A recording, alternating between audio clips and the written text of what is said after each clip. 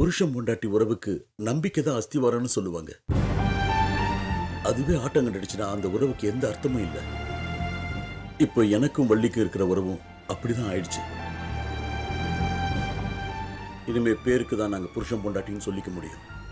எங்களுக்குள்ள இருந்த பாசமும் அந்யோன்யமும் திரும்ப வராதுன்னு தான் தோணுது. அப்பா, அப்படிலாம் எதுவும் இல்லப்பா. கொஞ்ச நாளைக்கு நீங்க இந்த வலியை அனுபவிச்சுதான் ஆகணும். அதுக்கப்புறம் நீங்க இதெல்லாம் மறந்துட்டு நீங்களும் பெரியமாவும் சகஜமா ஆயிடுவீங்கப்பா. இல்லம்மா, மனசுக்குள்ள ஒரு பெரிய கீறல் விழுந்துருச்சு. காலத்தால கூட அதை சரி செய்ய முடியுமான்னு தெரியல. பிள்ளைங்க பொண்டாட்டின்னு எனக்காக யாருமே இல்லைங்கிறப்போ எனக்கு வாழவே பிடிக்கலம்மா. ஏதோ திலீப்பு மட்டும்தான் எனக்கு ஆதரவா இருக்கான். அப்படியே இவங்க மாத்திருவாங்க.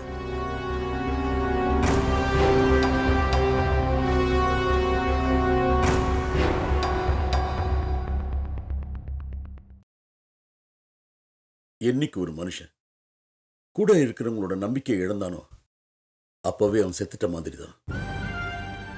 இதுக்கு மேல உயிர் வாழுங்கிற ஆசை எனக்கு இல்லை. பேசாம எல்லாத்தையும் விட்டுட்டு போய் சேர்ந்துடலாமான்னு தோணுது. ஏங்க இப்படி எல்லாம் பேசுறீங்க? உங்க ஒருத்தரை நம்பிதான் இந்த குடும்பம் இருக்குங்கிறத மறந்துட்டீங்களா? அவங்களுக்காவது சொத்து சொந்தம்னு ஒரு பிடிமானம் இருக்கு. ஆனா எங்களுக்கு உங்களை விட்ட வேற யாருங்க இருக்கா? உங்களுக்கு ஏதாவது ஆயிடுச்சுன்னா அப்புறம் நாங்களும் உங்க கூடவே சேர்ந்து வந்துட வேண்டியதுதான். அம்மா, அப்பாவே மனசு நொந்து போய் பேசுறாரு. இப்ப நம்ம அப்பாவுக்கு ஆறுதலா இருக்கும். அதை விட்டுட்டு நீ இப்படி எல்லாம் பேசுறது ரொம்ப தப்புமா. அப்பா, அந்த குடும்பத்தை பத்தி என்னால எதுவும் கமெண்ட் பண்ண முடியாதா? ஆனா இந்த குடும்பம் உங்களுக்காகவே வாழ்ந்துகிட்டு இருக்குப்பா. மத்தவங்களுக்கெல்லாம் எப்படின்னு தெரியல, ஆனா நீங்க எங்களுக்கு ரொம்ப முக்கியம்பா.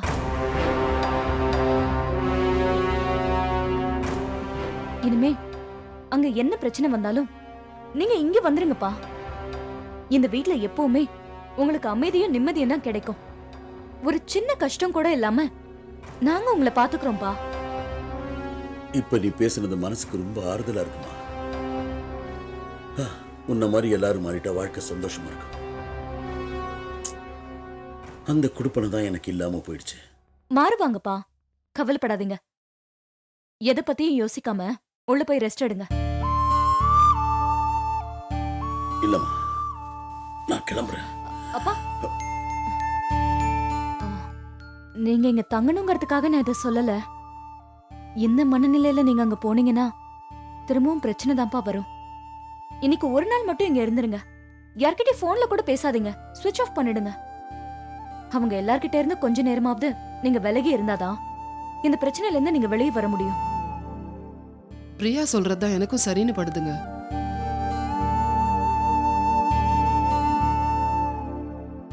சரிம்மா, இங்க இருந்தாதான் ஓரளவுக்கு என்னால நிம்மதியா தூங்க முடியும்.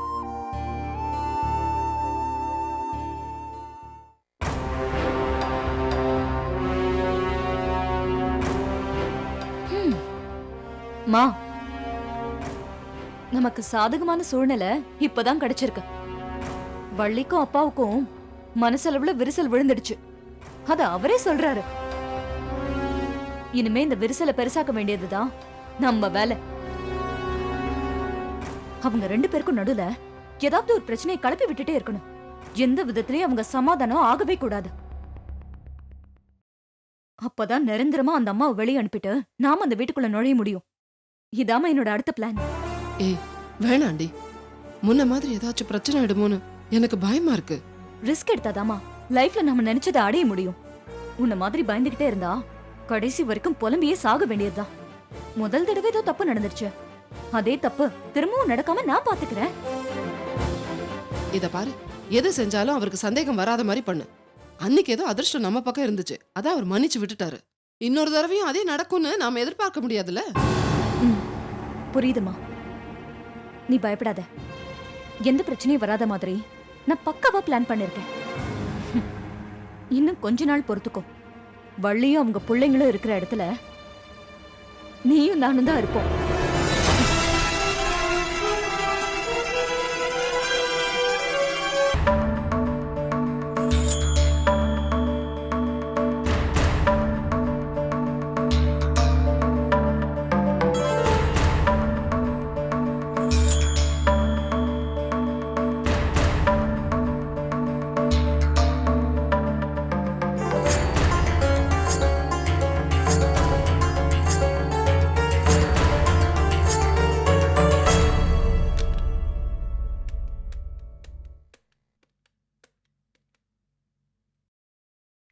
number is currently switched off.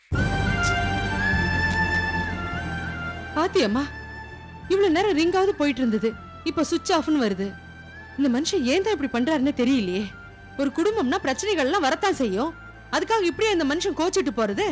நானும் ஒரு பக்கம் கோச்சிட்டு போனா இந்த குடும்பம் என்ன ஆகும்?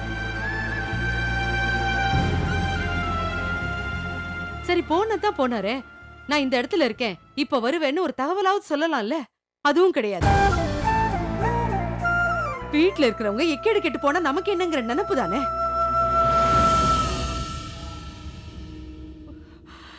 இந்த மனுஷங்கிட்ட மாட்டிட்டு தவிக்கிறத விட நிம்மதியா போய் சேர்ந்துடலான்னு தோணுது.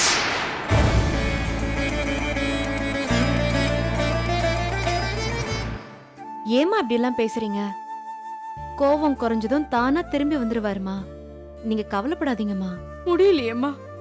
வெளியில போன மனுஷன் நேரத்துக்கு வீட்டுக்கு திரும்பலன்னா மனசு கிடந்து படபடன்னு துடிக்குது. இந்த விஷயத்துல தப்பு நம்ம மேலே இருக்குமா? அன்னைக்கு நான் அவசரப்பட்ட மாதிரி இன்னைக்கு நீ அவசரப்பட்டுட்ட. என்னம்மா சொல்றீங்க? சக்தி, சிவனேசன் அவர் காப்பாத்தாம போனது பெரிய தப்புதான். நான் அதை நியாயப்படுத்துறேன்னு நீ நினைக்காத. அடிக்க ஆளுங்களை அனுப்புனது இவர் இல்லையே. தெரியாம நாம அவர் மேல பழிய போட்டுட்டோமா. அந்த கோவத்துல அவர் ஏதாவது பேசிட்டு போட்டோம்னு நம்ம கொஞ்சம் அமைதியா இருந்திருக்கணும். மனசுல கிடந்ததெல்லாம் கொட்டி தீத்துட்டு அடங்கி போயிருப்பாரு.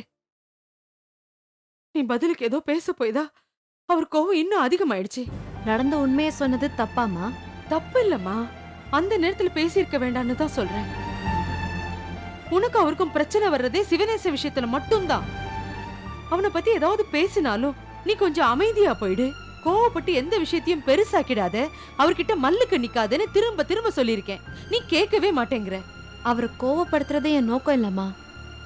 ஆனா அப்பாவை பத்தி அவர் தப்பா ஏதாவது பேசுறப்பதான் என்னால பொறுத்துக்க முடியல. சக்தி, சில விஷயத்துல நாம பொறுமையா போய்தான் ஆகணும். வேற வழியே இல்லம்மா. உன் கல்யாணத்தை பத்தி சந்தோஷமா பேசுறத விட்டுட்டு இப்படி சண்டை போட்டுட்டே இருந்தா நல்லாவா இருக்கும்? இது பாருமா, இனிமேலாவது நான் சொல்றத கொஞ்சம் கேளு.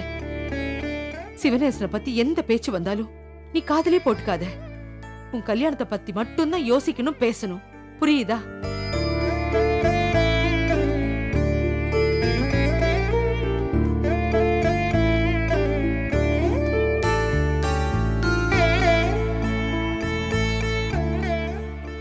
இது பாருங்க, நேரமாச்சு. 2 பேரும் சாப்பிட்டுட்டு போய் படுங்க. சரியா? நிலா, பால் சூடு பண்ணி வச்சிருக்கேன், கொஞ்சம் தெளி பண்ணி கொடுத்துருமா.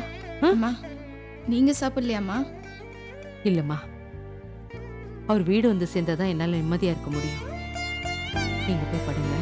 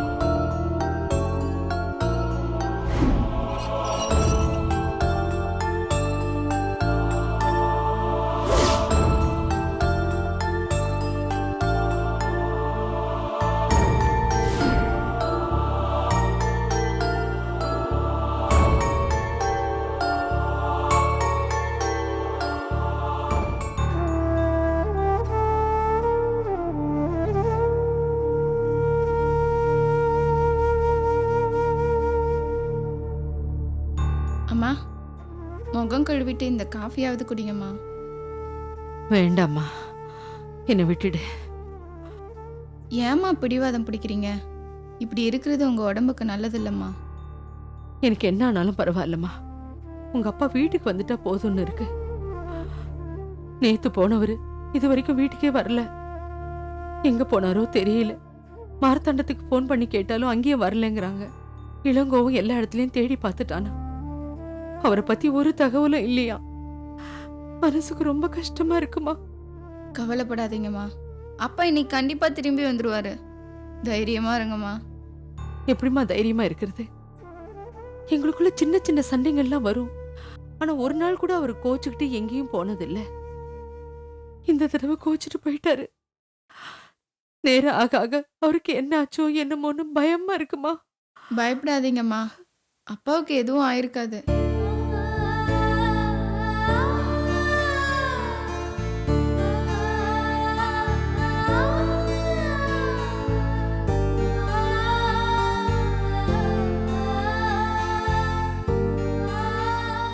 அம்மா நான் கிளம்புறேம்மா.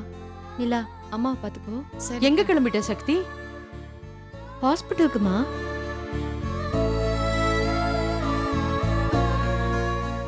நீ பண்றது உனக்கே நல்லா இருக்கா? அப்பாவை காணோங்கிற பதட்டம் உனக்கு கொஞ்சம் கூட கிடையாதா? நேத்து கோச்சிட்டு போன மனுஷன் இன்னும் வீட்டுக்கு வரலையே நான் தவிச்சுக்கிட்டு இருக்கேன். ஆனா நீ எனக்கு என்னன்னு ஹாஸ்பிட்டலுக்கு கிளம்பிட்ட. இதே சிவனேசனா இருந்தா நீ இப்படி கிளம்புவியா?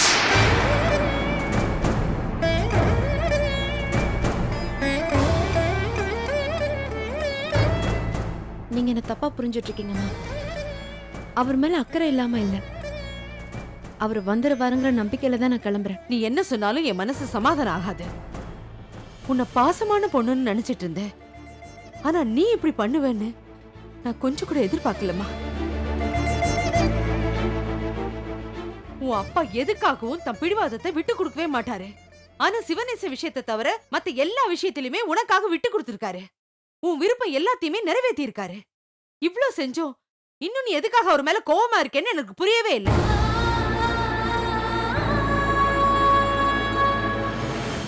இதுக்கு நான் மட்டும்தான் காரணம்னு நினைக்கிறீங்களாமா? முதல்ல நான் அப்படி நினைச்சதில்ல. இப்ப நடக்கிறதெல்லாம் பாக்குறப்போ அது உண்மையோன்னு எனக்கு தோணும். நீ வளர்த்த அப்பா மேல காட்டின பாசத்தை பெத்த அப்பா மேலயும் காட்டி இருந்தீனா எனக்கு அதெல்லாம் தோணாது. சிவனேசனுக்கு ஒரு பிரச்சனை மட்டும் பதறி அடிச்சிட்டு ஓடுறியே, அவன மாதிரி தானே உன் அப்பாவும். அவருக்கு ஒரு கஷ்டம்னா நீ பதறி துடிக்கிறது தானே நியாயம். என்னையும் உங்க 3 பேரையும் விட்டா அவருக்கு வேற யாரு இருக்காங்க அம்மா?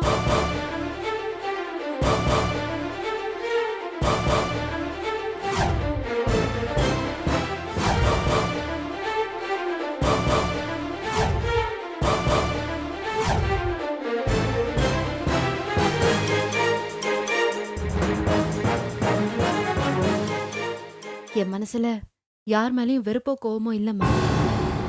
ஆனா அதை எப்படி சொல்லி உங்களுக்கு புரிய வைக்கிறதுன்னு தான் எனக்கு தெரியல. ஏதோ ஒரு வகையில நான் உங்களை கஷ்டப்படுத்தியிருக்கேன். அதுக்காக நான் உங்ககிட்ட மன்னிப்பு கேட்டுக்கிறேம்மா. சரி, நான் வேலைக்கு போல, உங்க கூடவே வீட்லயே இருக்கேன். வேண்டாம். நான் வருத்தப்பட்டு பேசினதுனால தான் என்ன இருக்கிறேன்னு சொல்றேன். உனக்கா தோணி இருக்கணும்மா. பரவாயில்ல, நீ போயிட்டு வா. ஆனா போறதுக்கு முன்னாடி நான் கேக்குற கேள்விக்கு மட்டும் பதில் சொல்லிட்டு போ. பெத்த அப்பாவை இந்த அளவுக்கு விரோதியா பாக்குறதுக்கு என்ன காரணம்?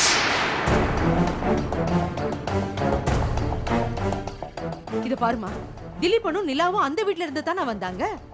அவங்களால மட்டும் அவர் அப்பாவை ஏத்துக்க முடிஞ்சது இல்ல, உன்னால மட்டும் ஏன் ஏத்துக்க முடியல? இத பாரு, அவர் சிவனேச மேல வச்சிருக்கிற கோவம் தான் அதுக்கெல்லாம் காரணம்னு சொல்லாத. அதையும் தாண்டி ஏதோ ஒரு விஷயம் இருக்கு. அது என்னன்னு எனக்கு இப்ப தெரிஞ்சாகணும்.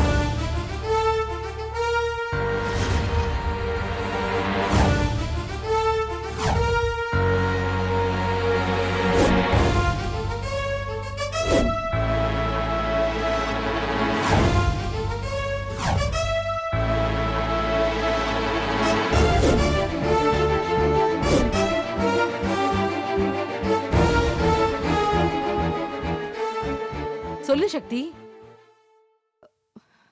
சொல்லுங்கறல்ல. நீங்க உட்காருங்கம்மா. ஏன்? நான் பொறுமையா நிதானமா சொல்றேன், உட்காருங்க. பரவாயில்ல, இப்ப எனக்கு சொல்லு. நீங்க உட்காருங்கம்மா. நிலா, அம்மா உட்கார வை.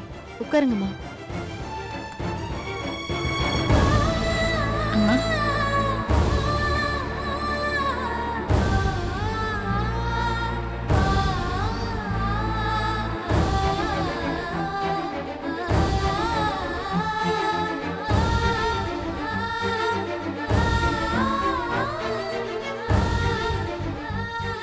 சொல்லு. பல தடவை சொல்ல வந்து வேண்டான்னு எனக்குள்ளே நினைச்சிருக்கேனா, அதுக்கு சிவனேசன் அப்பதான் காரணம். அவர் என்ன சொல்லாத, சொன்னா வள்ளி அண்ணி தாங்க மாட்டாங்கன்னு சொன்னாரு. என்னன்னு சொல்லு சக்தி. ஏன் அமைதியா இருக்க? சொல்லு. நீ உன் அப்பா வெறுக்கிறதுக்கு என்ன காரணம்? அவர் நல்ல மனுஷன் இல்லைங்கிறது தான் காரணம். போதுமா?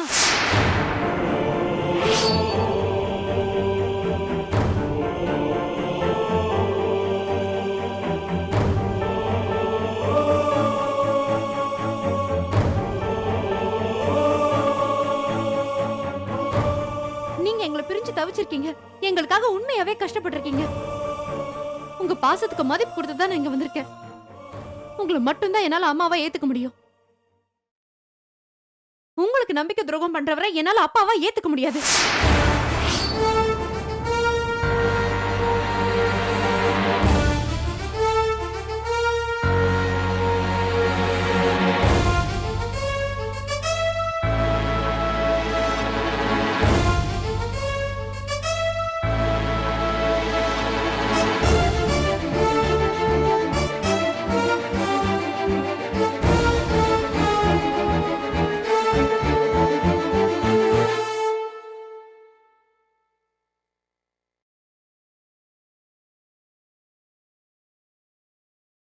இனிமேலாவது நீ உன்னை மாத்திக்க.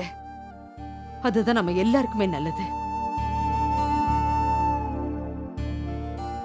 சரி சரி, உனக்கு நேரம்